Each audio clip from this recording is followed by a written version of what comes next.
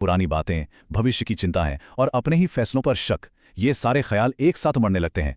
जानते हैं, ज्यादातर लोग ओवरथिंकिंग को एक कमजोरी मानते हैं, लेकिन सच तो यह है कि ये एक तेज दिमाग की निशानी है। प्रॉब्लम तब शुरू होती है जब ये तेज दिमाग हमारे कंट्रोल से बाहर हो जाता है। असली चुनौती सोचना नहीं है, बल्कि सही वक्त पर सोचना बंद करना है।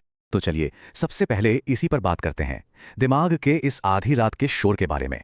ये वो एक्सपीरियंस है जब कोई इंसान विचारों के एक ऐसे गोल गोल चक्कर में फंस जाता है जिसका कोई अंत ही नहीं दिखता।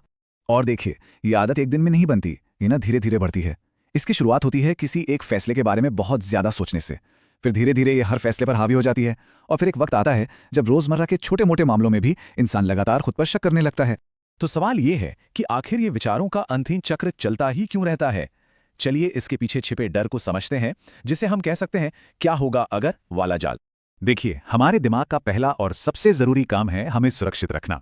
इसीलिए जब भी कोई नया कदम उठाने की सोचता है तो दिमाग फौरन हमें हर मुमकिन खतरे की एक लंबी चौड़ी लिस्ट थमा देता है। ये असल में दिमाग का हमें बचाने का तरीका है, जो हमें आगे बढ़ने से ही रोक देता है। इसके पीछे 3 मेन वजहें काम करती हैं।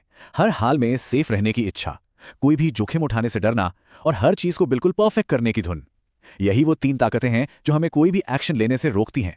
लेकिन दिमाग की इस सेफ्टी वाली सोच का एक बहुत पावरफुल जवाब है। जिंदगी उन्हें इनाम नहीं देती जो सेफ खेलते हैं, बल्कि उन्हें देती है जो जोखिम उठाते हैं। सच तो यही है कि तरक्की के लिए एक्शन लेना ही पड़ता है। और इसकी सबसे भारी कीमत क्या है? वो ये है कि हम बिना एक कदम उठाए ही दिमागी तौर पर बुरी तरह थक जाते हैं।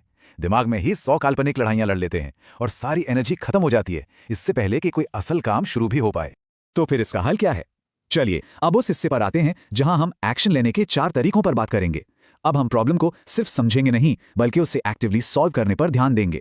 इसका सबसे सीधा और सरल सिद्धांत यह है, ज्यादा सोचने का इलाज कम सोचना नहीं है, बल्कि ज्यादा एक्शन लेना है। सिर्फ एक्शन ही वो चीज है जो सोचने के इस कभी न खत्म होने वाले लूप को तोड़ सकता है।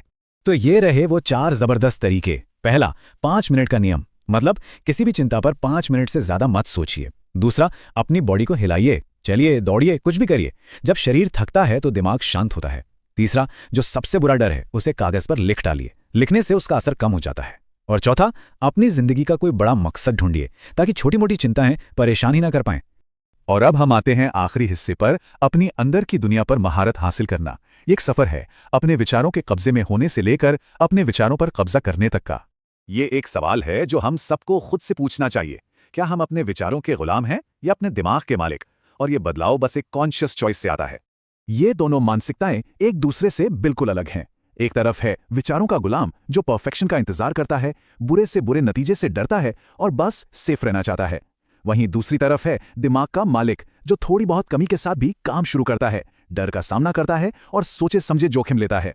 तो इस मास्टरी को हासिल करने के लिए ये 3 वादे खुद से करने होंगे। पहला, मैं अपने हर विचार को सच नहीं मानूंगा। दूसरा, मैं सोचने समझने से ज्यादा एक्शन पर ध्यान दूंगा। और तीसरा, मैं आज में यानी कि प्रेजेंट मोमेंट में जीने की प्रैक्टिस करूंगा। और आखिर में सारी बात बस इस एक चुनाव पर आकर टिक जाती है, सोचते ही रहना है या आगे बढ़ना है। ये फैसला और इसकी ताकत दोनों